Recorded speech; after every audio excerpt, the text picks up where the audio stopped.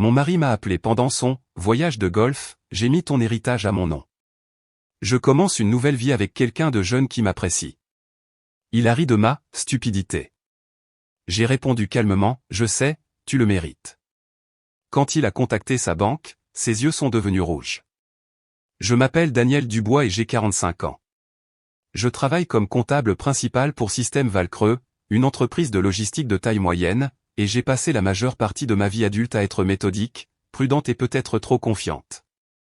Mais pas aujourd'hui. Aujourd'hui, j'ai senti quelque chose changer en moi, comme les goupilles d'une serrure qui tombe en place. Grégoire se croyait malin. Il pensait qu'après 2 décennies de mariage, il pouvait simplement partir en s'emparant de l'héritage que j'avais reçu de mon oncle Théodore 18 mois auparavant. Ce qu'il ignorait, c'est que j'avais appris à être très prudente avec l'argent, surtout après l'avoir vu dilapider ses propres économies dans ses jouets de crise de la quarantaine, la moto, les clubs de golf coûteux, les vêtements de marque qu'il prétendait être des investissements pour son réseau. Je me suis servi un verre de vin et me suis rassise à ma table de cuisine, où mon ordinateur portable était toujours ouvert sur le portail bancaire que je consultais quand il a appelé. L'héritage 600 000 € plus le chalet familial à la montagne avait été ma couverture de sécurité, mon plan d'évasion que j'espérais ne jamais avoir à utiliser. Mais le timing de Grégoire était spectaculairement mauvais.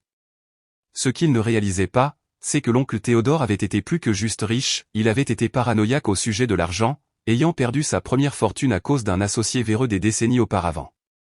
Quand il m'avait tout laissé, il avait aussi laissé des instructions détaillées sur la protection de la fortune héritée contre les prédateurs et les opportunistes. J'avais suivi ces instructions à la lettre. Le téléphone sonna à nouveau.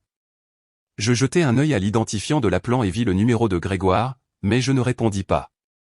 Qu'il mijote. Qu'il se demande pourquoi j'avais été si calme, si résigné face à sa trahison. Il était sur le point d'apprendre que parfois, la personne la plus silencieuse dans la pièce est la plus dangereuse. Dehors, la pluie continuait de tomber, et je m'accordais un petit sourire. Grégoire venait de faire la plus grande erreur de sa vie, et il ne le savait même pas encore. En grandissant, j'avais toujours été la responsable.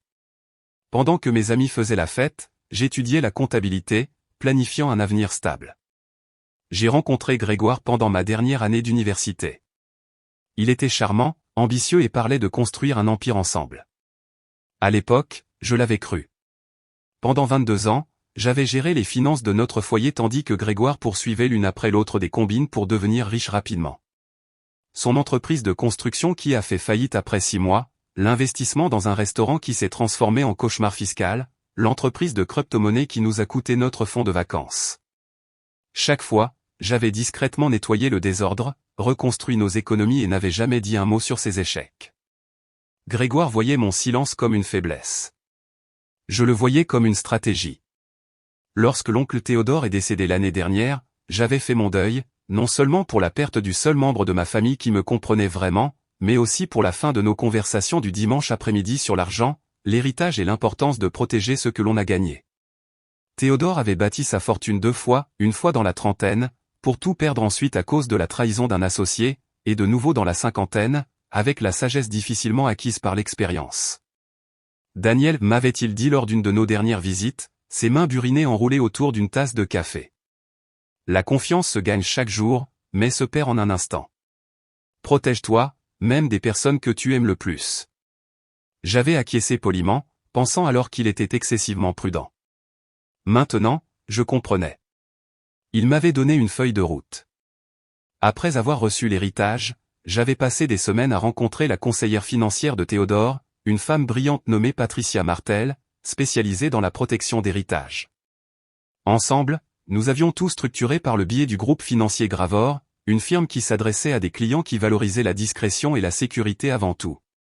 Les comptes n'étaient pas juste protégés par des mots de passe, ils étaient enveloppés de couches de détection de fraude, de garanties juridiques et de protocoles d'autorisation qui exigeaient de multiples formes de vérification pour toute transaction significative.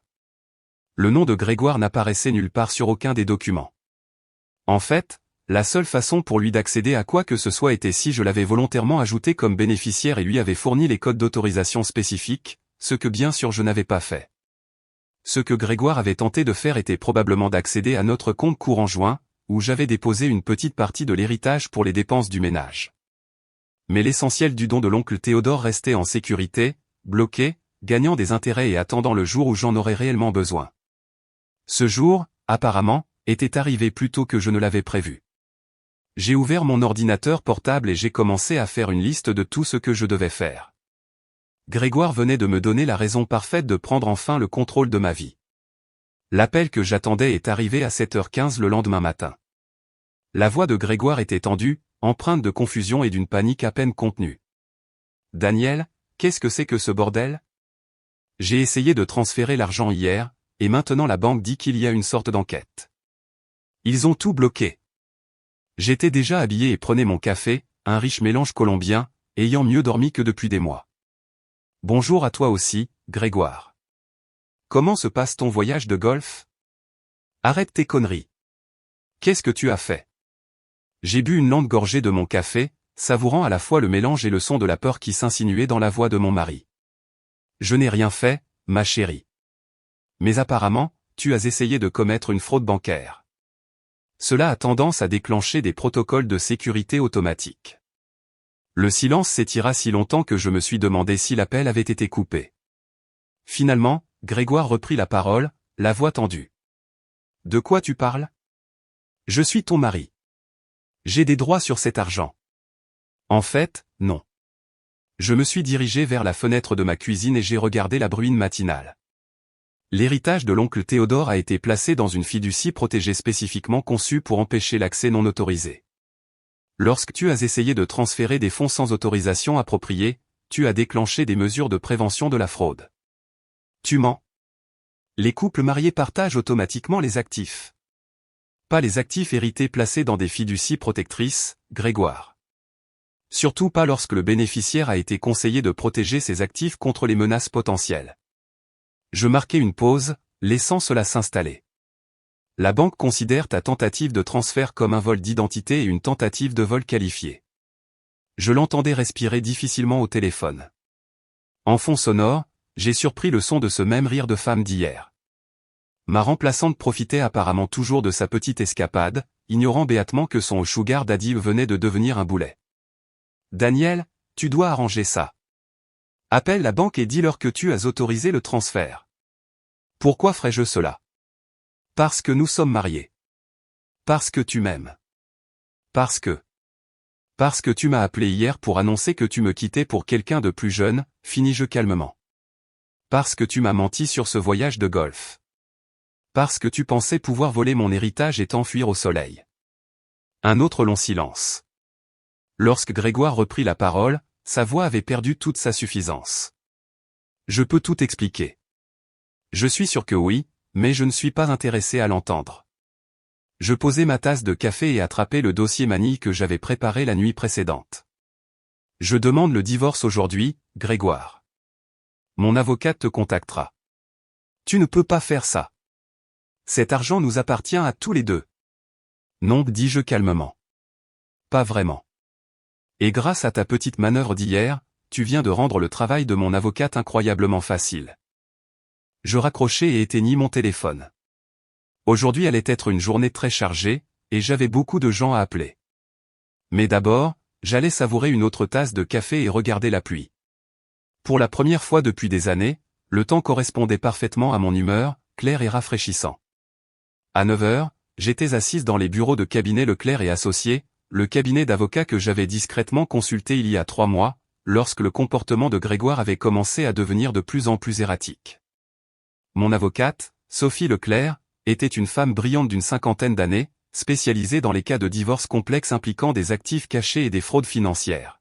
« Daniel, je dois dire que c'est l'un des cas les plus nets que j'ai vus depuis des années, dit Sophie en examinant les documents que j'avais apportés. Votre mari nous a essentiellement offert son infidélité et sa tentative de vol sur un plateau. J'étais venu préparer avec tout, capture d'écran des dépenses de cartes de crédit suspectes de Grégoire au cours des 6 derniers mois, y compris des hôtels et des villes où il était censé être en voyage d'affaires, des dîners coûteux pour deux et des achats de bijoux que je n'avais jamais reçus. J'avais également les relevés bancaires montrant sa tentative d'accès non autorisé à mon héritage, avec les eurodatages et les alertes de fraude. Ce que je ne comprends pas, continua Sophie, c'est comment il pensait pouvoir accéder à une fiducie protégée sans vos codes d'autorisation. J'ai sorti mon téléphone et lui ai montré une série de messages textes datant d'il y a 6 mois. Il me demandait mes mots de passe bancaire, prétendant vouloir aider à organiser nos finances. Je lui donnais toujours des réponses vagues, mais je pense qu'il m'observait entrer des informations quand je pensais qu'il ne faisait pas attention. La vérité était plus calculée que cela. Je soupçonnais Grégoire de préparer quelque chose depuis des mois, les appels téléphoniques tard le soir qu'il prétendait être liés au travail, l'intérêt soudain pour nos comptes financiers, la façon dont il avait commencé à poser des questions apparemment innocentes sur l'héritage de l'oncle Théodore et où l'argent était exactement détenu. J'avais commencé à tendre des pièges. Il y a 3 semaines, j'avais laissé un faux relevé bancaire sur mon bureau, un qui montrait un solde d'héritage beaucoup plus faible dans un autre compte. Grégoire l'avait photographié quand il pensait que je ne regardais pas. Je l'avais observé à travers le reflet de mon moniteur d'ordinateur, ses doigts s'activant pour capturer les numéros de compte et les informations de routage. La tentative de vol d'hier avait été sa manœuvre, dirigée vers le mauvais compte. Il y a autre chose, dis-je à Sophie, sortant une enveloppe manille. Grégoire a transféré de l'argent hors de nos comptes joints pendant des mois. De petits montants, rien qui déclencherait des alertes automatiques, mais cela représente près de 15 000 €. Les sourcils de Sophie se levèrent lorsqu'elle examina la documentation. Où allait l'argent? Un compte que je n'avais jamais vu auparavant. J'ai embauché un détective privé le mois dernier pour enquêter. Je lui glissai un autre document sur son bureau. Il s'avère que Grégoire a ouvert un compte secret il y a 8 mois. L'argent servait à financer sa liaison, chambre d'hôtel, voyage, cadeau pour sa petite amie. Et vous avez la preuve de la liaison? J'ai hoché la tête vers mon téléphone. Le détective l'a suivi à Marrakech le week-end dernier. Photos, vidéos, reçus de cartes de crédit. Son voyage de golf est en fait une escapade romantique avec une femme de 28 ans nommée Aurélie, qui travaille dans son bar sportif préféré. Sophie prenait rapidement des notes. C'est un excellent travail, Daniel. Avec ce niveau de documentation, nous pouvons demander le divorce pour motif d'adultère et d'irrégularité financière. De plus, sa tentative de vol d'hier nous donne un levier pour un règlement très favorable. Il y a une dernière chose, dis-je calmement. Lorsque j'ai mis en place la protection d'héritage avec la conseillère financière de mon oncle, j'ai inclus une clause qui révoquerait automatiquement toute réclamation que Grégoire pourrait avoir sur les biens matrimoniaux partagés s'il tentait un jour d'accéder frauduleusement à l'héritage. Sophie leva les yeux de ses notes. Vous voulez dire que sa tentative d'hier a déclenché une clause de déchéance automatique? Effectivement. Dès hier soir, Grégoire a légalement renoncé à sa réclamation sur notre maison, nos économies conjointes et sa part de mes comptes de retraite. Je souriais sombrement. L'oncle Théodore a été très minutieux dans ses conseils sur la protection de la fortune familiale contre les prédateurs. Sophie se rassit sur sa chaise, l'air impressionné. Votre oncle semble avoir été un homme très sage. Il l'était. Et il m'a appris que parfois, la meilleure défense est la préparation. L'appel de Patricia Martel du groupe financier Gravor arriva à 11 h, juste au moment où je quittais le bureau de Sophie. La voix de Patricia était professionnellement calme, mais je pouvais entendre de la satisfaction en dessous. Monsieur Dubois a appelé nos bureaux à plusieurs reprises depuis 8 h ce matin, dit-elle. Il semble être sous l'impression qu'il peut résoudre cette situation en parlant à un superviseur. Et que lui avez-vous dit? Que toute enquête sur une tentative d'accès non autorisé à des comptes protégés doit être traitée par les voies légales appropriées. Nous l'avons également informé que ces actions ont déclenché des protocoles de sécurité automatiques qui ne peuvent être inversés sans intervention judiciaire. Je souriais en me dirigeant vers ma voiture. Qu'est-ce que cela signifie exactement pour lui? Eh bien, la tentative de transfert a été signalée aux autorités de contrôle bancaire national comme activité suspecte. De plus, son numéro de sécurité sociale a été signalé dans notre système comme une menace potentielle pour la sécurité des comptes. Toute tentative future d'accéder à des comptes liés à la fiducie entraînera une notification immédiate aux forces de l'ordre. C'était encore mieux que je ne l'espérais. Les mesures de sécurité paranoïaques de l'oncle Théodore s'avéraient être un cadeau qui n'arrêtait pas de donner. Il y a autre chose, continua Patricia. Lorsque nous examinions l'incident, nous avons découvert que Monsieur Dubois faisait des demandes d'informations sur vos comptes depuis plusieurs mois. Il a appelé nos bureaux en février, se prétendant votre conseiller financier et demandant des informations sur les comptes. Mes mains se crispèrent sur le volant. Il a fait quoi? Notre personnel a suivi le protocole et a refusé de fournir toute information. Mais nous avons des enregistrements de plusieurs appels et d'une visite en personne où il a tenté de se présenter comme votre représentant. À l'époque, nous l'avons simplement enregistré comme activité suspecte, mais compte tenu des événements d'hier, cela établit un schéma clair de préméditation. Je me garais et restais assise dans ma voiture pendant plusieurs minutes, observant les employés de bureau se hâter sous la bruine. 22 ans de mariage, et je découvrais que mon mari était essentiellement un étranger. Le Grégoire dont j'étais tombée amoureuse à l'université n'aurait jamais tenté quelque chose d'aussi calculé et cruel. Ou peut-être que si, et j'avais juste été trop confiante pour le voir. Mon téléphone vibra avec un message texte d'un numéro inconnu. C'est Aurélie. Grégoire m'a dit ce que tu lui as fait. Tu es une vengeresse qui ne mérite pas un homme comme lui. Il n'a jamais été aussi heureux qu'avec moi.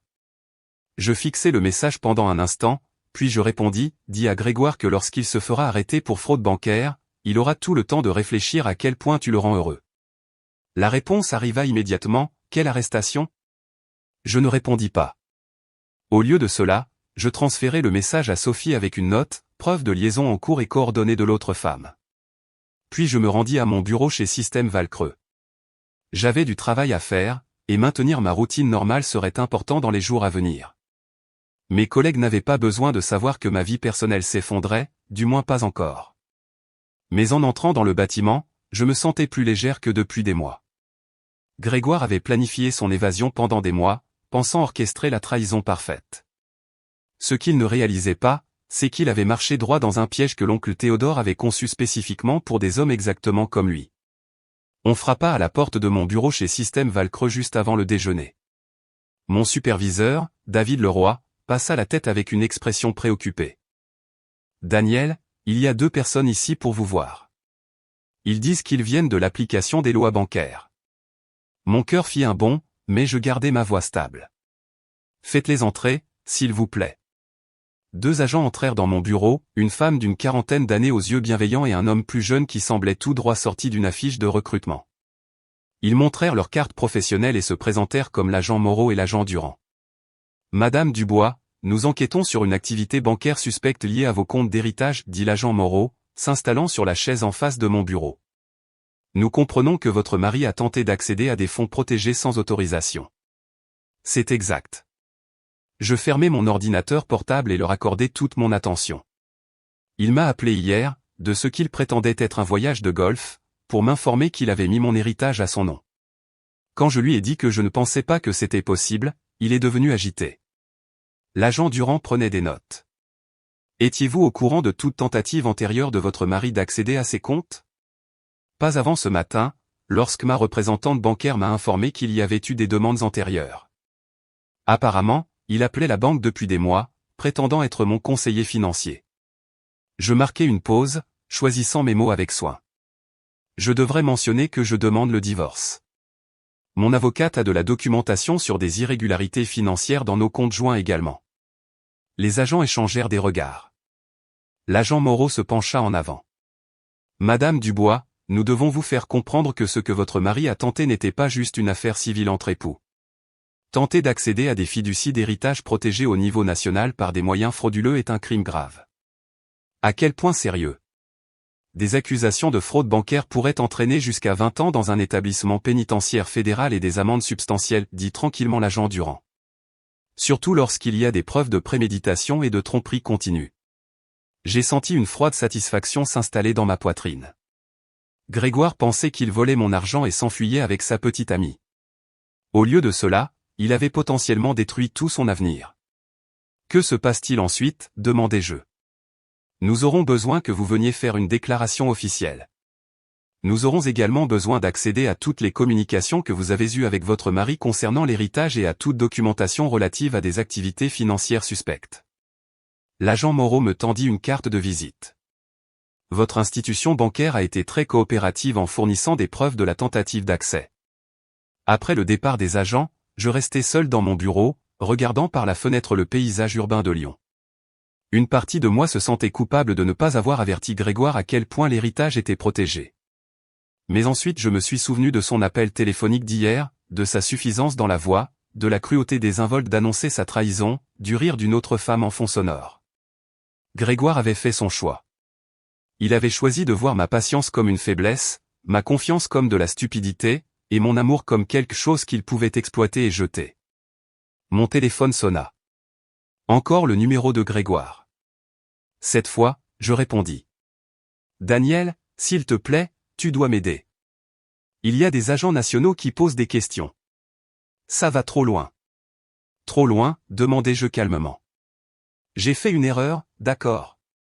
J'ai eu peur pour notre avenir, pour l'argent, et j'ai paniqué. Mais on peut arranger ça. On peut trouver une solution. Grégoire, tu n'as pas fait une erreur. Tu as planifié ça pendant des mois. Tu as ouvert des comptes secrets, tu as menti sur tes voyages d'affaires, tu as volé dans nos économies communes pour financer ta liaison, et tu as tenté de commettre une fraude bancaire nationale. Ma voix était calme, presque conversationnelle. La seule chose que tu n'as pas planifiée, c'est de te faire prendre. Qu'est-ce que tu veux de moi? Qu'est-ce qu'il faut pour que ça disparaisse? Rien, dis-je. Il n'y a rien que tu puisses faire pour que ça disparaisse. Tu t'es fait ça tout seul. Puis je raccrochai et allai déjeuner. La nouvelle de l'arrestation de Grégoire arriva 3 jours plus tard par un appel de l'agent Moreau. J'étais à la maison, préparant le dîner pour une personne, et appréciant le calme, lorsque mon téléphone sonna. Madame Dubois, je voulais vous informer que nous avons placé votre mari en garde à vue pour tentative de fraude bancaire, vol d'identité et violation des réglementations bancaires nationales. Je posai ma cuillère en bois et m'appuyai contre le comptoir de la cuisine. Où a-t-il été arrêté? À Marrakech. Il tentait d'embarquer sur un vol pour le Costa Rica avec sa compagne lorsque la sécurité de l'aéroport l'a arrêté. La voix de l'agent Moreau laissait transparaître une note de satisfaction. Apparemment, fuir le pays pendant une enquête nationale n'est pas conseillé. Après avoir raccroché, je me suis versé un verre de vin et j'ai appelé Sophie Leclerc pour la mettre au courant. Elle fut ravie de la nouvelle, expliquant que l'arrestation de Grégoire accélérerait considérablement notre procédure de divorce. Un conjoint en détention fédérale pour crimes financiers élimine pratiquement toute réclamation qu'il aurait pu avoir sur les biens matrimoniaux, dit-elle. De plus, sa tentative de fuite suggère une conscience de culpabilité. Ce soir-là, j'ai reçu une série de messages vocaux de plus en plus affolés d'Aurélie, la petite amie de Grégoire. Le premier était furieux, m'accusant de détruire un homme bien par dépit. Au 3e message, son ton avait changé pour devenir implorant, demandant s'il y avait quelque chose que je pouvais faire pour aider Grégoire. Je les ai tous supprimés sans répondre. Le lendemain matin, ma sonnette retentit. Un coursier livra une épaisse enveloppe contenant des documents du groupe financier Gravor. Patricia Martel avait inclus une note manuscrite, tous les protocoles de sécurité ont été réinitialisés. Votre héritage reste entièrement protégé et a continué de générer des intérêts tout au long de cette épreuve. Votre oncle serait fier. Je souris en pensant aux avertissements de l'oncle Théodore concernant les prédateurs et les opportunistes. Il avait eu absolument raison, et ses préparatifs m'avaient empêché de tout perdre à cause d'un homme qui n'avait jamais mérité ma confiance. 6 semaines plus tard, je me tenais au tribunal alors que le juge Mercier finalisait mon décret de divorce. Grégoire comparut par liaison vidéo depuis son centre de détention fédéral, l'air épuisé et vaincu. Son avocat commis d'office lui avait conseillé d'accepter toutes les conditions plutôt que de mener une bataille qu'il ne pouvait pas gagner. Le règlement était tout ce que Sophie avait promis, je gardais la maison, mes comptes de retraite, l'héritage et ma voiture. Grégoire garda ses ennuis judiciaires et une dette envers le gouvernement qui le suivrait pendant des décennies. Le défendeur a renoncé à toute réclamation sur les biens matrimoniaux par sa tentative d'accès frauduleux à des comptes protégés, déclara le juge Mercier pour le procès-verbal. Ce divorce est accordé avec préjudice et toutes les dispositions financières sont définitives et non négociables. Alors que je sortais du tribunal, mon téléphone vibra avec un message de ma sœur Catherine.